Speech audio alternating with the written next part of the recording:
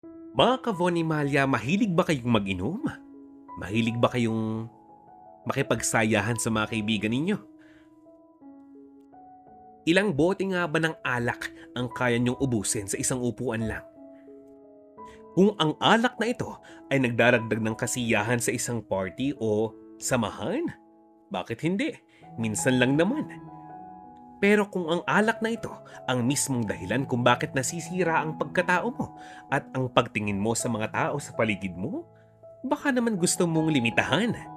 Lalo na kung nakakaapekto na nga ito sa iyong pamilya. Tunghayan po natin ang istorya ng pamilya ni Diego. Isang hapon, "Hay naku paring Diego, lasing ka na naman. Inaraw-araw mo na yan. Tapos pag uwi mo, sisigawan mo yung asawa mo. Papagalitan mo ang anak mo. Paring Diego, itigil mo na yan. Baka makasama sa kalusugan mo yan.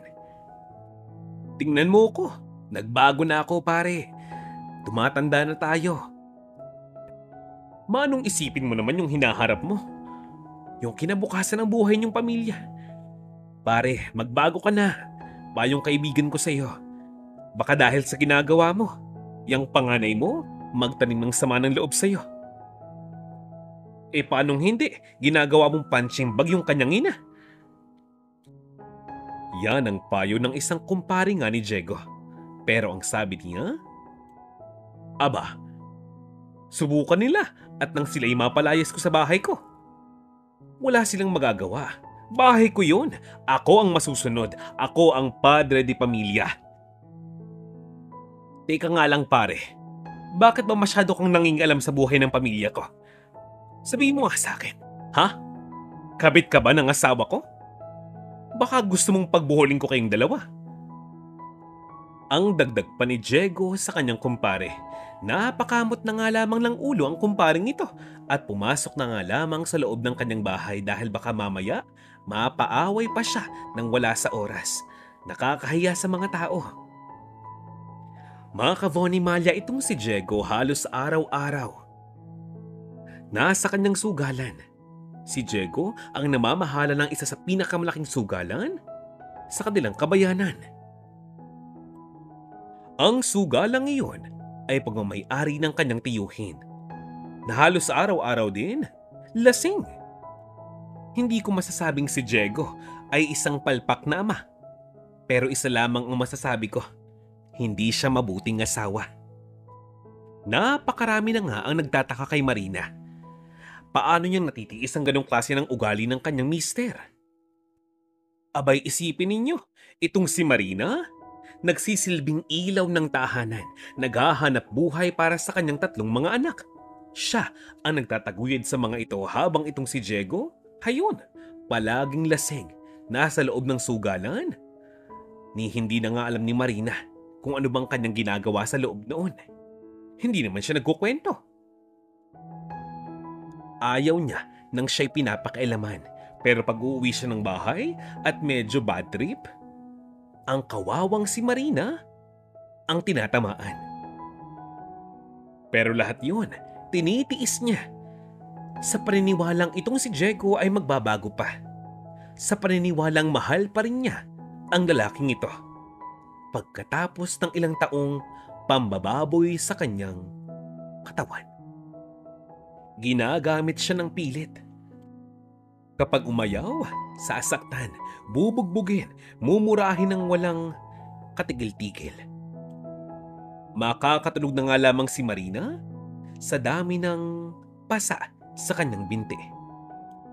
Tuwing si Marina ay tinatanong ng kanyang mga kaibigan, ang lagi niyang sagot ay, wala nga raw siyang kakayahan. Hindi niya alam kung saan nga ba dadalhin ng kanyang tatlong anak kung siya'y aalis sa lugar na iyon. Wala siyang sariling bahay. Wala siyang sariling tahanan dahil ang kanyang pamilya ay nasa Visayas pa. Sa makatuwid, ang babaeng si Marina ay dayo lamang. Maya-maya ay 7:00 na nga ng gabi. Dumating na itong si Diego. Lasing na naman, nag-iingay doon sa labas ng kanilang tahanan. Agad namang pinapasok ni Marina ang kanyang mga anak sa loob ng kwarto upang makapagpahinga na. Subalit ang totoo, ayaw nga niyang makita ng mga bata ang ginagawang pangalipusta sa kanya. Subalit hindi naman bulag, hindi naman pipi at hindi naman bingi ang kanyang panganay. Imposibleng hindi niya maintindihan ng sitwasyon. Pumasok ito ng kwarto, tikom ang kamao, nagngingit-ngit ang ngipin sa galit. Nangangatal ang kanyang braso, nais niya ng manakit, nais niya ng kalimutan ang katotohanang ang lalaking iyon, ang halimaw na iyon, ay ang kanyang nag-iisang ama. Mga ka-Von ni Malia, masisisi mo ba ang panganay na anak na iyon? Masisisi ba natin itong si Larry? Pagpasok ng kwarto, narinig nga ni Larry kung paanong saktan, sampalin ng kanyang ama itong kanyang ina. Bigla siyang lumabas ng kwarto at ang kanyang ina may dugo sa labi. Nais niyang sugurin ng kanyang ama na ngayon ay lasing na lasing, ni hindi na nga makamulat ng maayos. Pinigilan lamang siya ni Marina, ang kanyang ina. Ang sabi nga nito, wag nga raw, wag saktan si Diego dahil una sa lahat, yun pa rin ang kanyang tunay na ama. Mali ang lumaban sa magulang, sa mata ng Diyos at sa mata ng mga tao. Kabastusan yun, mali yun. Ang sabi ni Larry, talaga ba inay? Ano pa ba ang basihan ng tama't mali ngayon? Tingnan yung labi ninyo, ang hita ninyo, ang braso nyo. Tama ba yan na ginagawa ng isang asawa sa kanyang misis? Inay, kalokohan na to. Yan ang sigaw ni Larry, sabay suntok sa dingding. Hinawakan ni Marina ang kanyang balikat at sinabing, Anak, makinig ka sa akin. Baka pag ginawa mo yun, makulong ka kapag sinaktan mo ang iyong ama. Anak, mali yun. Alam ko kasalanan ko. Patawarin mo ko kung wala akong magawa. Patawarin mo ko kung hinayaan ko siyang gawin to sa akin, sa atin. Pero anak, wala akong pagpipilian. Anak, patawarin mo ko. Napayakap na nga lamang itong si Larry sa kanyang kawawang ina. Makalipas pa ang ilang oras, tulog na ang lahat. Muling nagwala si Diego, na wala na nga ang tama ng alkohol sa kanya at napag-interesan niya ay ang kanyang asawa. Itong si Marina, nagsisigaw na dahil napakasakit na ng kanyang katawan sa dami ng pasa at sugat sa kanyang katawan. Ni hindi na nga niya maramdaman ang sariling binti. Ngayon, sinasabunutan pa siya ng kanyang sariling asawa. Ang sabi ni Diego, Tumigil? Ikaw ang tumigil, Marina.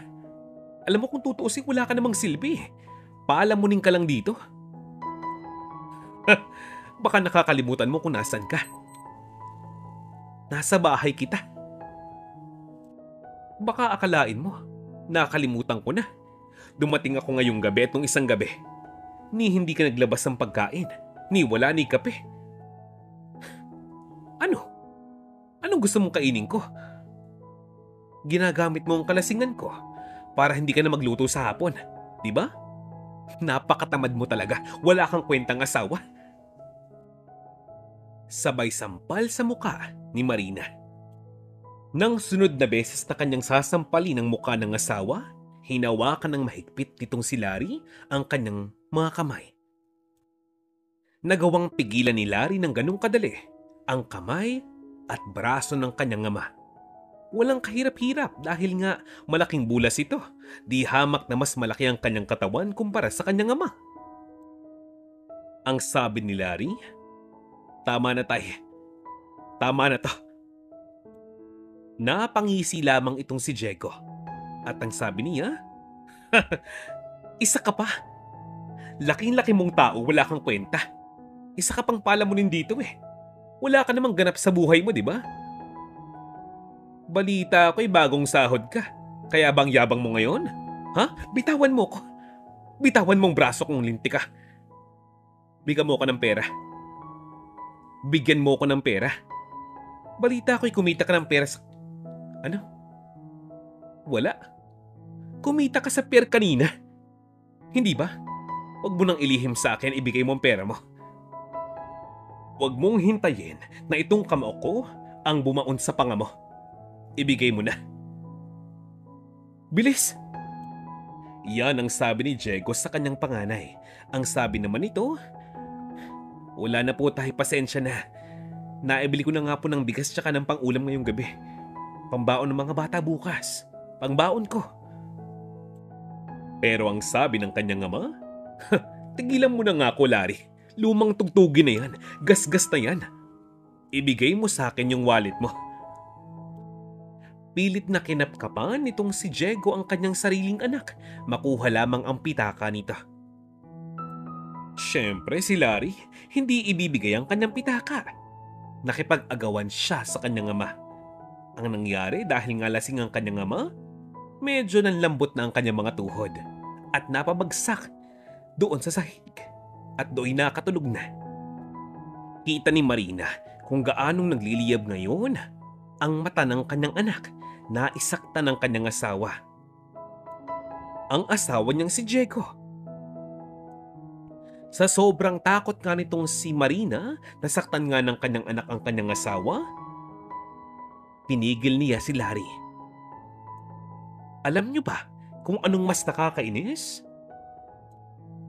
Inuna pang intindihin ni Marina ang kanyang asawang nakatulog na nga sa sahig. Hindi ang kanyang anak na ngayon ay balisa. Paanong hindi mababalisa? Sa dami ng kaguluhang nangyari, inuuna pa rin ng kanyang ina ang kanyang walang hiyang ama. Lumabas na nga lamang ng bahay itong si Larry upang magpalipas ng init ng ulo. Hindi niya kasi maintindihan kung ano bang klase ng sitwasyon mayroon ang kanyang pamilya ngayon. Bata pa lamang itong si Larry, bugbog sarado na nga ito sa kanyang ama.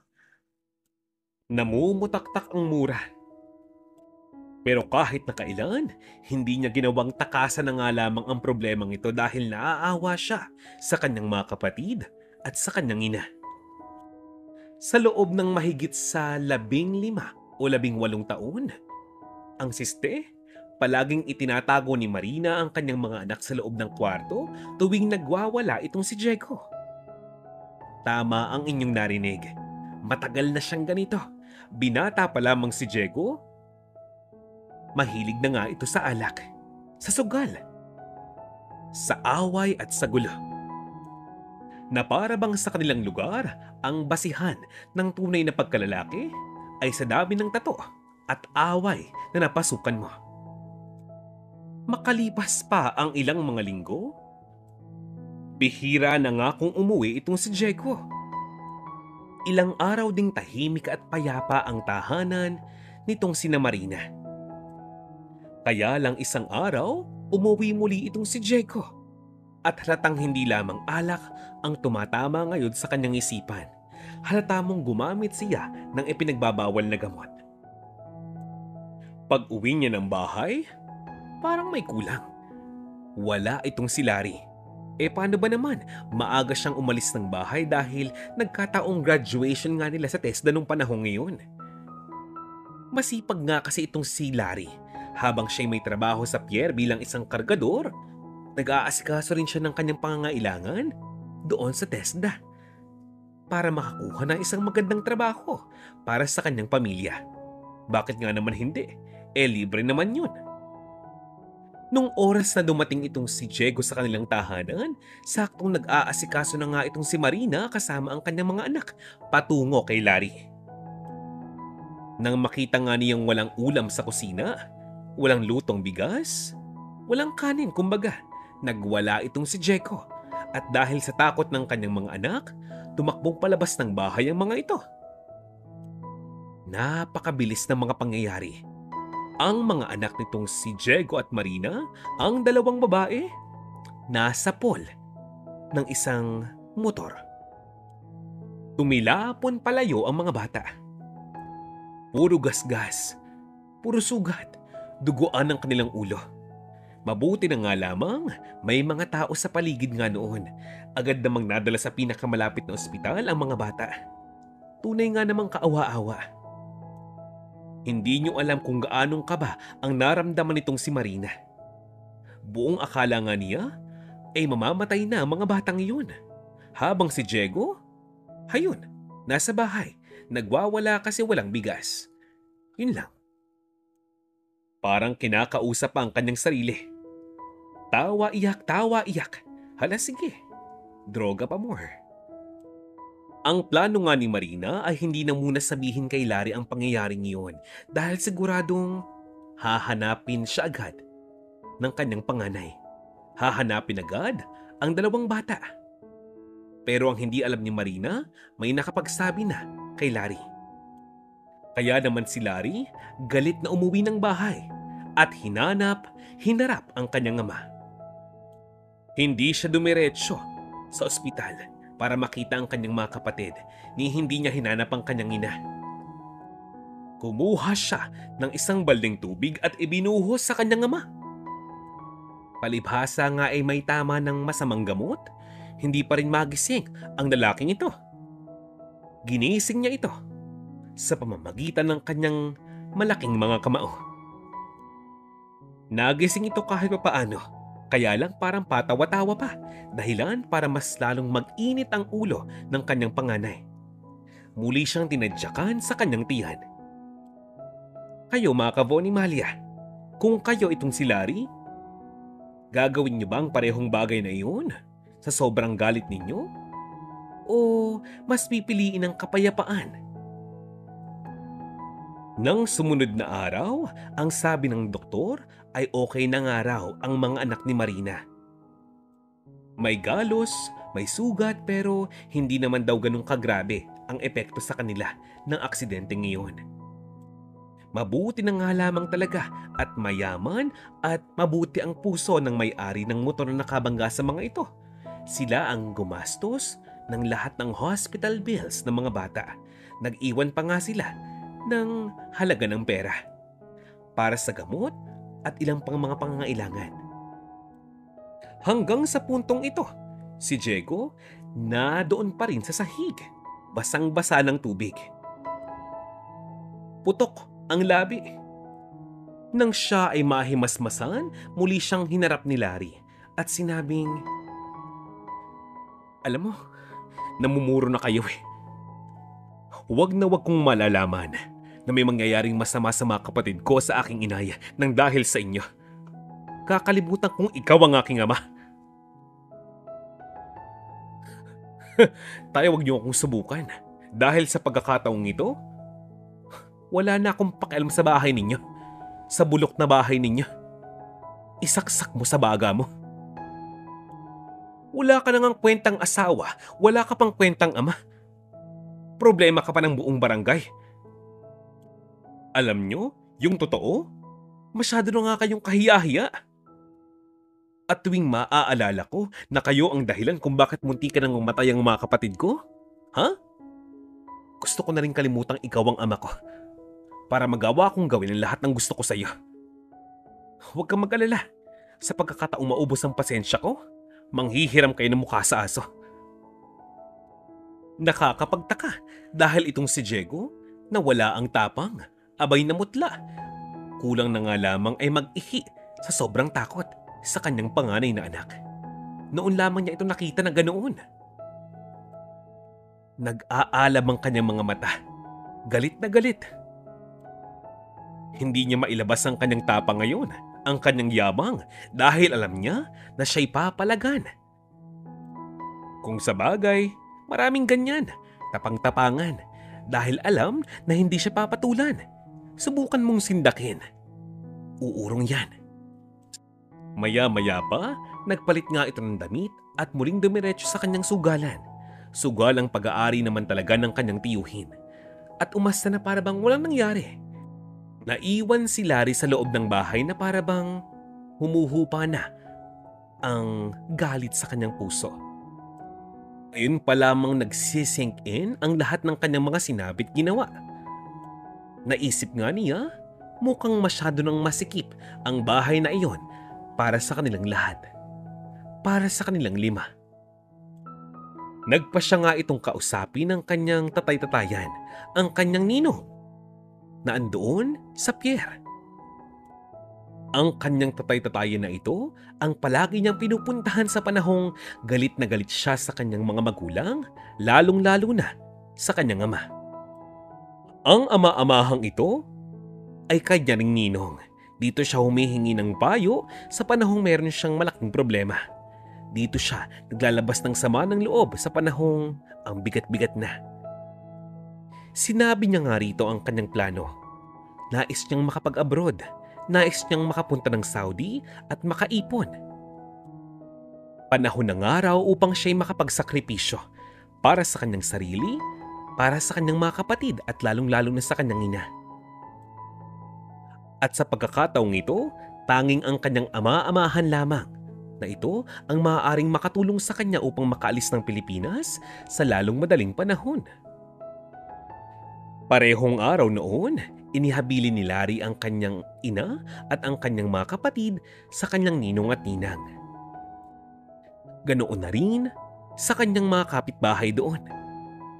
Ang sabi nga nila, wag na nga raw mag-alala pa itong si Larry. Gawin niya ang kailangan niyang gawin, panahon na para magkaroon ng pagbabago ang kanilang pamilya.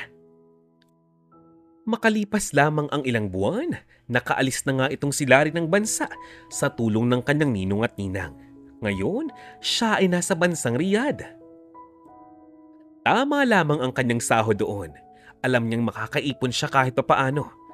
At ang una nga niyang naisip ay kung paano sila magkakaroon ng sariling tahanan. Panahon na upang maialis niya ang kanyang mga kapatid at ang kanyang ina sa poder ng demonyong ama niya.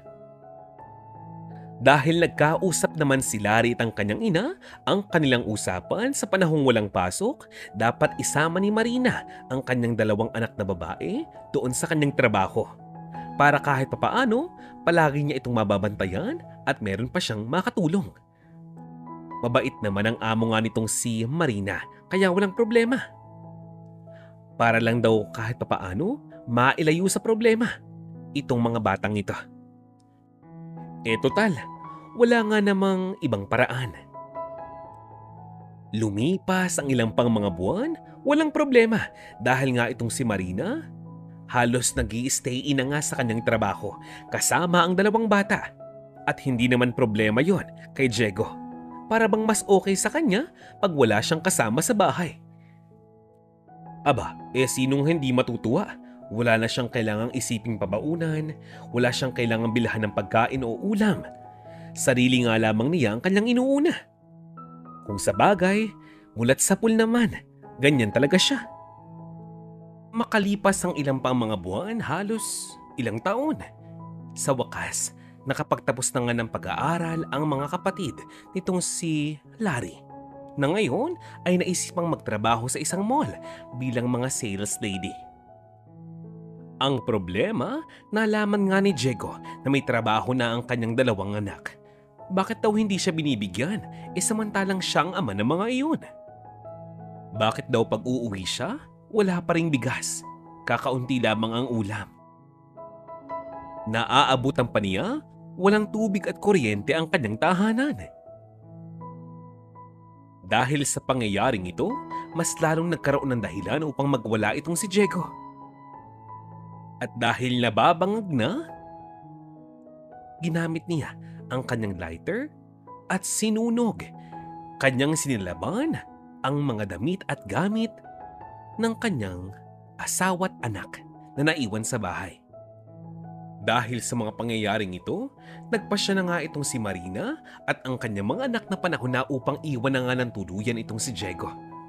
Tama na ang pagkamartir. Tama na ang kalokohang iyon. Patuloy pa rin naman sa pagkapadala ng pera itong si Larry mula sa abroad. Pero habang hindi pa tapos ang kanyang kontrata, habang hindi pa nga siya nakakauwi ng Pilipinas, nangungupahan muna ang kanyang ina at ang kanyang mga kapatid. Kaya nga lang, napakahirap makahanap ng tamang bahay. Kasi lahat, kayang puntahan ni Diego at doon siya nagwawala. Nakakahiya sa mga tao. Nakakatakot. Sobrang nakakatakot. Nakakahiya na nga rin sa mga tao. Ilang beses na nga silang nabarangay dahil sa ginagawa ni Diego.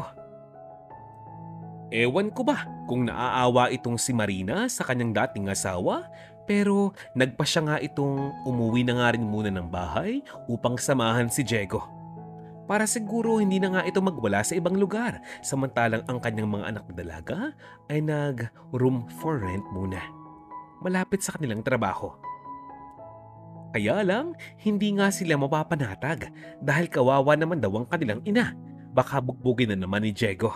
Kaya ang mga ito, uuwing muli sa pangit at hindi komportabling bahay ni Diego. Ang mga bagay na ito ay pilit nga nilang inilihim kay Larry sa hindi malamang dahilan. Hanggang sa matapos na nga nitong si Larry ang kanyang kontrata doon sa Riyadh. Ngayon, may sapat na nga itong ipon. Handa na nga siyang makauwi ng Pilipinas at tuluyang mailayo ang kanyang ina at ang kanyang mga kapatid. Sinadya nga niyang hindi sabihin sa kanyang pamilya ang oras at araw ng kanyang pag-uwi ng Pinas. Ang balak nga niya ay sorpresahin ang mga ito. Sa dami ng pasalubong, sa dami ng kwentong maaari niyang ibahagi. Hindi niya nga sukat akalain na siya pala all this time ang masusorpresa. May nakapagsabi kasi nga sa kanya na ang kanyang ina at kapatid ay muling tumira sa bahay ni Diego. Nalaman na nga niya ang buong katotohanan. Halos alas 7 na nga ng gabi noon nang itong si Larry ay makauwi ng Pilipinas. Dalian siya nagtungo sa bahay ng kanyang ama at naabutan niya talaga na hawak ni Diego ang buhok ng kanyang ina at nagbabalak nga itong ihampas sa pader dahil lamang sa hindi niya gusto ang ulam na inihanda ng kanyang asawa. Nangyayari yan habang nagmamakaawa ang dalawang dalaga na kapatid ni Larry dito kay Diego na bitawan na nga si Marina. Agad pumasok si Larry sa bahay, hawak ang isang matigas na bato at isa pang kahoy at inihampas nga ito sa katawan at ulo ng kanyang ama sa sobrang galit. Sabay tadyak sa kanyang tagiliran. Demonyo ka! Hindi ka tao! Ewan ko ba sa'yo, hindi ka na nga natuto. Hoy! Magbanat ka ng buto! Yan ang sigaw ni Larry sa kanyang sariling ama. Si Marina, pinipigil pa si Larry upang hindi niya nga tuluyang saktan ng kanyang ama. Dahil nagwawala na nga itong si Larry, maging mga kapatid niya ay pinipigilan siya. Dahil baka nga kung anong kanyang magawa sa kanyang ama, baka ang ending, makulong pa ito nang wala sa oras. Nagpasya na nga itong si Larry na isama na nga ang kanyang mga kapatid at ang kanyang ina upang makaalis na nga sa basurang lugar na yon. Subalit nakikiusap nga itong si Marina na dalhin sa pinakamalapit na ospital ang kanyang asawa, ang ama ni Larry. Hindi maipaliwanag ni Larry kung anong kanyang nararamdaman ngayon. Tila ba nahihirapan siyang intindihin ang sitwasyong ito. Tumayo si Marina kahit nang hihina na ang kanyang tuhod. Humanap siya ng tuwalya na maiipuna sa dumudugong ulo ng kanyang asawa. Si Marina ayaw sumama kay Larry at sa kanyang dalawang anak. Iwanan na nga daw siya sa piling ng kanyang asawa. Masakit man, pero ayaw talagang sumama ni Marina sa kanyang mga anak. Napilitan na nga ang mga ito na iwan na nga si Marina sa basurang bahay na yun. Gamit ang kanyang pera, nangupahan itong si Larry. Makatapos ang isang linggo, iniayos na nga ni Larry ang lahat. Kahit maliit na bahay lang at lupa, nabili nga niya gamit ang sariling pera na kanyang pinaghirapan dahil yun lang ang kaya niya sa ngayon. Nangako naman siya sa kanyang dalawang kapatid na sa pag-alis niyang muli sa Pilipinas, sisikapin niyang makabawi sa mga ito. Hanggang sa pagkakataong ito, si Marina, inaalagaan pa rin ang kanyang basurang asawa. Napakatigas talaga ng kanyang ulo. Wala siyang pinapakinggang kahit na sino. Ang sabi niya, paninindigan niya ang kanyang pangako sa Diyos na iingatan at hindi niya iiwan ang kanyang esposo, ano man ang mangyari. Ay nako, dumali na si Martir. Kaya itong si Larry, nagtanim ng sama ng loob sa kanyang sariling ina. Hindi marunong makaintindi ng sitwasyon. Pero ganoon pa man, bago nga siya bumalik ng abroad, nakiusap siya sa kanyang tiyahin at ilang mga kapitbahay na bantayan naman ang kanyang ina. Awa na. Muling nagtrabaho itong si Larry sa abroad at pumirma ng 4 na taong kontrata doon. Sa paglipas ng mga linggo at mga buwan, wala pa ring pinagbago ang samahan ng mag-asawang Marina at Diego. Suko na nga sa pag-unawa ang dalawang dalagang kapatid nga ni Larry. Si Diego, gumagamit pa rin ng ipinagbabawal na gamot. Nagsusugal pa rin. Nag-aadik pa rin. Nag-aalak pa rin. Hanggang isang araw, nabalitaan nga ni Larry na muling sinaktan ng kanyang magaling na ama ang kanyang ina. Ang problema, si Marina, comatose na. Dahilan upang pilitin ng dalawang kapatid itong si Larry na umuwi ng Pilipinas kahit na hindi pa tapos ang kanyang kontrata. Mabuti na nga lamang at mabuting tao, mabuti ang loob at kaibigan nga nitong si Larry ang kanyang amo. Pinayagan siya sa kanyang nais na makauwi muna ng Pinas. Isa lamang ang klaro sa kanyang isipan. Sa pagkakataong makita niya ang kanyang ama, bahala na si Batman. Pero habang siya'y nakasakay sa eroplano, napanaginipan niya ang kanyang ina. Nakangiti sa kanya, kaya parang medyo nalinawan ang kanyang isipan. Naisip niyang humingi ng tulong sa mga kaibigang pulis. Sa ganung paraan, maibibigay niya sa kanyang ina ang tamang hustisya.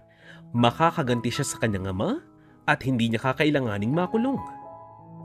Hindi siya maaaring makulong dahil sa pagkakataong siya'y magkaroon ng record, baka hindi na siya makalabas ng bansa muli. Paano na ang kanyang pangharap? Sinampahan niya ng patong-patong na kaso ang kanyang sariling ama. Pinaraid ang sugalang hawak nga nito at ipinasara nga ito. Pagkatapos ng raid, napag-alaman na ito pala ay taguan ng limpak-limpak na droga. Dahil dyan sa malamang, matagal pa bago makalabas ng kulungan ang hayop na lalaking iyon, si Diego. Makalipas pa ang ilang mga araw, matapos niyang bisitahin ang kanyang ina na comatose ngayon at ang kanyang mga kapatid, dumalaw siya sa kulungan. Kinausap niya ang kanyang ama at sinabing, "Maniwala kayo sa akin. Kahit ugating ka rito, hindi ako papayag na makalabas ka ng kulungang ita. Tandaan mo yan." Si Diego hindi makapagsalita. Muling nakita niya ang galit sa mata ng kanyang panganay. Hindi na ito ang musmos na kaya niyang bugbugin noon. Ang lalaking kaya niyang isako noon. Hindi na siya ang batang hinahagupit niya ng sinturon noon. Hindi na si Larry ang batang kaya niyang saktan at paikutin sa kanyang palad. Ibang tao na ito ngayon. Iba na nang dahil sa kanya. Naku, kahit magmakaawa pa yan, siguro'y abuti ng ilang taon bago siya mapatawad. Kung sakaling makalabas man siya, malamang matanda na nga ito. Magsisiman siya, baka wala na nga siyang pamilya. Pagtalikod ni Larry, biglang nagsalita si Diego. Ang sabi niya, anak, patawarin mo na ako. Magbabago na ako. Promise. Larry, pangako ko sa'yo. Ilabas mo lang ako dito, magbabagong buhay na ako. Sige na.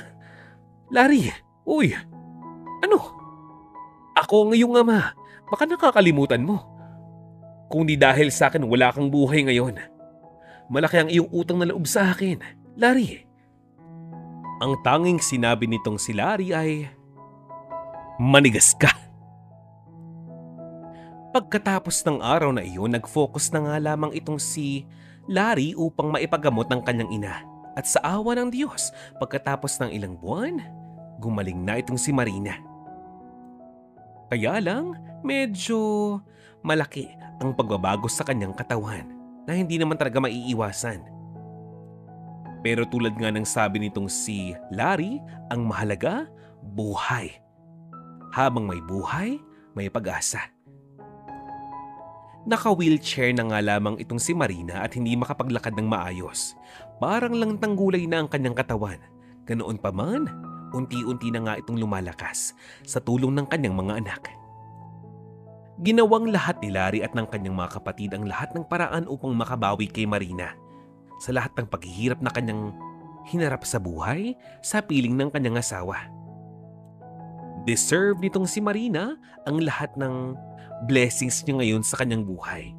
Kaya lang, aminin niya man o sa hindi, naging martir siya dito kay Diego. Sa paglipas pa ng ilang mga taon, bumalik naman daw kahit papaano ang lakas ni Marina. Kaya lang dahil nagkakaedad na, limitado na ang kanyang pagkilos. Ganoon pa man, nais niyang gamitin ang lahat ng kanyang makakayang lakas upang makabawi rin sa kanyang mga anak. At sa kanyang mga huling taon sa mundong ito, gumawa ng paraan si Larry at ang kanyang mga kapatid upang kanyang maramdaman ang lahat ng pagmamahal na kanyang deserve. Habang si Diego nandoon sa kulungan. Masakit mang sabihin pero hanggang sa ngayon, wala siyang balak humingi ng kapatawaran sa kanyang pamilya. This time, itong si Larry at ang kanyang mga kapatid may kanya-kanya ng pamilya. Edukado ang mga napangasawa ng dalawang kapatid ni Larry. Ganoon din ang kanya. Kahit papaano, nasisiguro na nga nitong si Larry na magiging maayos at mapayapa ang buhay ng kanyang mga kapatid sa piling ng kanilang pamilya. Sa wakas ng istoryang ito, nakahinga na nga ng maluwag si Marina. Sa wakas, naabot na nga ng kanyang pamilya ang tunay na kasiyahan at kapayapaan. Maraming salamat po sa inyong pakikinig. Shout out time! Hello Miss Josefina Mangahas, Gloria Narciso, Erlinda Claveria, at Shirley Cordero. Kasama sina Miss Luningning Salansang, Evangeline Scubert, Seria Espinosa, Yusrina Abdullah, MJ Gomi, Aileen Camoral, Lisa Rubio, at Lily. Hello din po sa inyo. Shout out kina Miss Nanita Cantilan, Elisa Redondo, Gloria Di Masupil, Norlida Amitin, Flores Lin, Gemma Molina, at Sandy Espion.